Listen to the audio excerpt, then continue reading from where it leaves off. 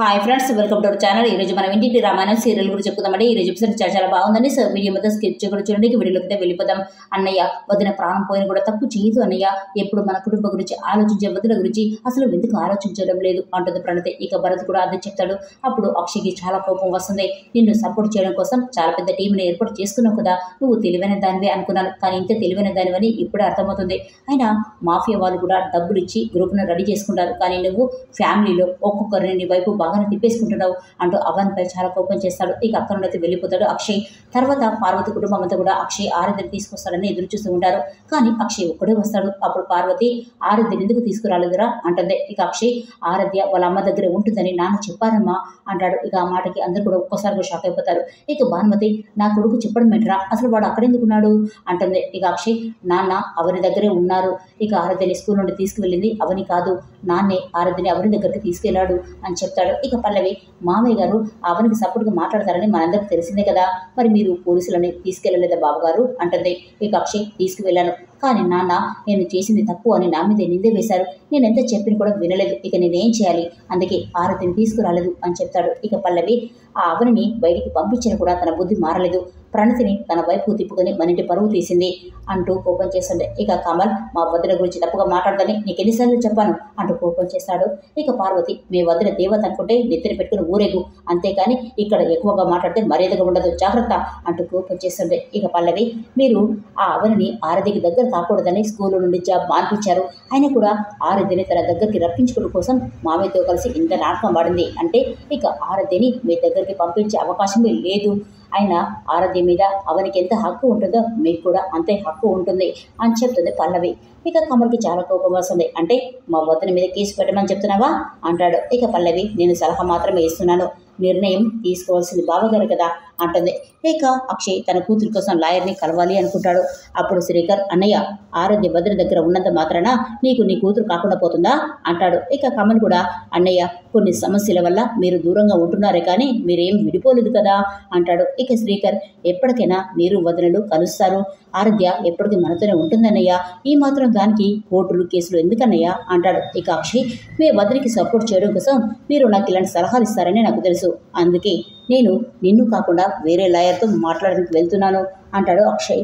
ఇక శ్రీకర్ అన్నయ్య నువ్వు ఏ లాయర్తో మాట్లాడినా కూడా ఎలాంటి ఉపయోగం ఉండదు, ఏ కోర్టు అయినా సరే నువ్వు మీ అమ్మ దగ్గర ఉంటావా లేక మీ నాన్న దగ్గర ఉంటావా అంటూ ఆరాధ్యని అడుగుతారు.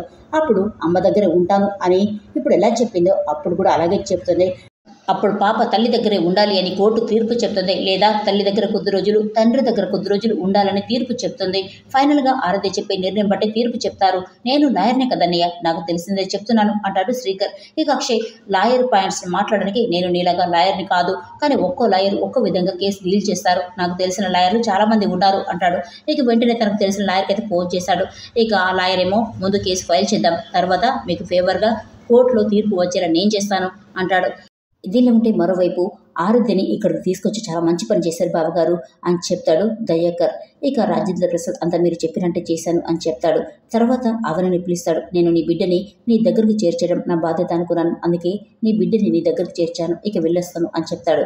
అప్పుడు ఆరాధ్య వెళ్ళిపోదావా తాతయ్య అంటుంది. ఇక రాజేంద్ర ప్రసాద్ నువ్వు మీ అమ్మ దగ్గరికి వచ్చినట్టే నేను కూడా మా అమ్మ దగ్గరికి వెళ్ళాలి కదా అంటాడు. ఇక అవని కూడా వాళ్ళు నీ మీద పోలీస్ కేసు పెట్టాలి అనుకున్నా ఎలాంటి ఉపయోగం లేదని తెలుసుకున్నారు, ఇంకా మీ తల్లి బిడ్డలని ఎవరు వేరు చేయలేరమ్మా, ధైర్యంగా ఉండండి, అయినా ఇంట్లో వాళ్ళందరూ నీ మీద ఎన్ని నిందలు వేసినా కూడా అవన్నీ నిజం కాదని నాకు తెలుసు, అయినా కూడా ఏ విధంగా నీకు సహాయం చేయలేకపోతున్నాను, కనీసం నీ కూతుర్నైనా నీ దగ్గరకు తీసుకొచ్చాను, నాకు చాలా సంతోషంగా ఉందమ్మా అని చెప్తాడు. ఇక అవని నా కూతుర్ని నా దగ్గరికి చేర్చడం కోసం ఇంట్లో గొడవలు ఎక్కువ అవుతాయని భయంగా ఉంది మామయ్య గారు అంటుంది. ఇక ప్రణతి కూడా అదే చెప్తుంది. అప్పుడు రాజేంద్ర ప్రసాద్ కొత్తగా ఏదైనా జరిగితే భయపడాలి, కానీ రోజు అది జరగడం చూస్తూ అలవాటైపోయింది కాబట్టి అదంతా నేను చూసుకుంటానులే, అయినా ఆ రోజు పోలీసులు నన్ను అరెస్టు చేయకుండా నువ్వు వచ్చి కాపాడవు, నాకున్న పంతాల కన్నా వాళ్ళ జీవితాలే ముఖ్యం అనుకుని శ్రీకర్ శ్రీల పెళ్లి చేశావు, నేను వద్దనుకున్నా కూడా వాళ్ళని మళ్ళీ మన ఇంటికి వచ్చేలా చేశావు, ఓ హత్య కేసులో ఇరుక్కున్న నీ భర్త నిర్దోషి అని నిరూపించుకొని కాపాడుకున్నావు, నా పెద్ద కూతురికి విడాకులు ఇస్తాను అని చెప్పినా నా అల్లుడు మనసు మార్చి వాళ్ళ జీవితాన్ని నిలబెట్టావు, మోసపోయిన నా చిన్న కూతురు ప్రణతికి కూడా అంటగా నిలబడి ఈరోజు ప్రాణాలతో నా కూతురు మా కళ్ళ ముందు ఉండేలా చేశావు. నా కుటుంబంలోని అందరి కోసం అన్నీ చేశావు. అలాంటిది నువ్వు తప్పు చేశావు అంటే ఎవ్వరు కూడా నమ్మరు. కానీ మన వాళ్ళు మాత్రం గుడ్డిగా మూర్ఖంగా నువ్వు తప్పు చేశావని నమ్ముతున్నారు. నిన్ను ఇంట్లో నుండి పంపించడానికి కారణం ఎంత దారుణంగా ఉంటుందో నాకు బాగా తెలుసు. అయినా ఇప్పటికి నా నిజం చెప్పమ్మా, అసలు ఆ రోజు ఏం జరిగింది? ఆస్తి కోసం నువ్వు ఆస్తి పత్రాలని మీ పేరు మీద రాయించుకోవడం ఏంటి? అసలు కన్న తల్లి కంటే ఎక్కువగా చూసుకుని మీ అత్తని చంపాలనుకోవడం ఏంటి? జరిగిన తప్పుల వెనుక ఏదో ఒక కారణం ఉండే ఉంటుంది. ఎవరో ఒకరు ఉండే ఉంటారు. అసలు ఏం జరిగిందమ్మా చెప్పమ్మా అంటాడు రాజేంద్ర ప్రసాద్. ఇక దయాకర్, నువ్వు నిజం చెప్తే నువ్వు తప్పు చేశావు అన్న వాళ్ళే నేను క్షమించమని అంటారు. నిజం చెప్పమ్మా అంటాడు. ఇక అవని, ఎలాంటి ఆధారాలు సాక్ష్యాలు లేనప్పుడు నేను నిజం చెప్పిన కూడా అబద్ధమే అవుతుంది.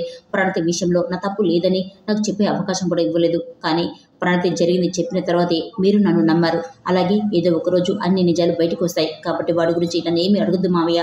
అయినా నేను తప్పు చేయలేదని మీరు నన్ను నమ్ముతున్నారు. అదే నాకు కొండంత అండ అంటూ చాలా బాధపడుతుంది. ఇక రాజేంద్ర ప్రసాద్, నీకు ఇలాంటి సమస్యలు రాకుండా నేను చూసుకుంటానమ్మా. అయినా నువ్వేం ఆలోచించకుండా నీ కూతురుతో సంతోషంగా ఉండమ్మా అని చెప్తాడు. తాతయ్య, నాన్నని నా కోసం బాధపడదని చెప్పు తాతయ్య అంటూ ఆరాధ్య చాలా ఫీల్ అవుతుంది. అప్పుడు రాజేంద్ర ప్రసాద్, పెద్దవాళ్ళ పంతాల మధ్య పిల్లలు నలిగిపోకూడదని నా బాధ్యత నాకు గుర్తు చేశారు. మీకు చాలా థ్యాంక్స్ అంటూ దయాగర్కు చెప్పేసి రాజేంద్ర ప్రసాద్ అక్కడ ఉండైతే వెళ్ళిపోతాడు. తర్వాత స్వరాజ్యం, మీ మామయ్య గారు నిజం చెప్పమంటే ఎందుకు చెప్పలేదమ్మా అంటుంది. అప్పుడు అవని, నేను నిజం చెప్తే నాకు మంచి జరుగుతుంది. కానీ మరికొందరి జీవితాలు బలైపోతాయి పిన్ని. అయినా సాక్ష్యాలు లేకుండా నిజం చెప్పిన కూడా అది అబద్ధమే అవుతుంది అంటుంది. ఇదిలోంటే మరోవైపు రాజేంద్ర ప్రసాద్ ఇంటికైతే వస్తాడు. మీరు నన్ను అక్కడ అవమానించారు, ఇప్పుడు నేను ఎలా బాధపడుతున్నాను చూడడానికి వచ్చారా అంటూ నాన్నపై చాలా కోపం చేస్తాడు అక్షయ్. అప్పుడు రాజేంద్ర ప్రసాద్, రై, బిడ్డ తల్లి దగ్గర ఉండడమే న్యాయమని చెప్పినందుకే ఏదో పెద్ద అవమానం జరిగిందని ఫీల్ అయిపోతున్నావే. మరి మనందరం కలిసి చేసిన అవమానాలకి, వేసిన నిందలకి నీ భార్య ఎంతగా బాధపడిందో, ఎంత కృంగిపోయిందో నువ్వు ఒక్కసారైనా ఆలోచించి ఉంటే సంతోషించవానిరా అంటాడు రాజేంద్ర ప్రసాద్. అప్పుడు పల్లవి, ప్రణతి అంటే తన లైఫ్ డిస్టర్బ్ అయింది కాబట్టి తను అవని చెప్పినట్టు చేసింది. ఆరాధ్య చిన్న పిల్ల కాబట్టి వాళ్ళ అమ్మ దగ్గర ఉంటానని చెప్పిందేమో. కానీ మీకు అన్ని తెలిసి కూడా అవనేకకి ఎందుకు సపోర్ట్ చేస్తున్నారు అంటుంది పల్లవి. ఇక రాజేంద్ర ప్రసాద్కి చాలా కోపం వస్తుంది. అన్నీ తెలిసిన వాడిని కాబట్టి అవనికి సపోర్ట్ చేస్తున్నాను, నీకేమైనా ప్రాబ్లమా అంటాడు. ఇక పార్వతి, అది మన కూతుర్ని మనకి కాకుండా చేసిందని చిన్న బాధ కూడా మీకు లేదా అంటుంది. అవని మన కూతుర్ని కాపాడి మనం బాధపడకుండా చేసింది. మరి తన కూతురు గురించి అవని బాధపడకూడదని ఆరాధ్యని తన దగ్గరికి చేర్చాను. అయినా నేను చేసిందన్న తప్పేముంది అంటాడు రాజేంద్ర ప్రసాద్. ఇక ఆ మాటకి అక్షయ్కి చాలా కోపం వస్తుంది. మీరు చేసింది తప్పే, తప్పు చేసింది కాకుండా నా తప్పేం లేదని చెప్తున్నారు. తల్లిని కూతుర్ని విడదీసే హక్కు నీకేముందని మీరు నన్ను అడిగారు కదా, మరి నా కూతుర్ని నా నుండి విడదీయడానికి మీకేం హక్కు ఉంది అంటూ నాన్నని నిలదీస్తాడు అక్షయ్. ఆ మాటకి రాజేంద్ర ప్రసాద్ చాలా బాధపడతాడు.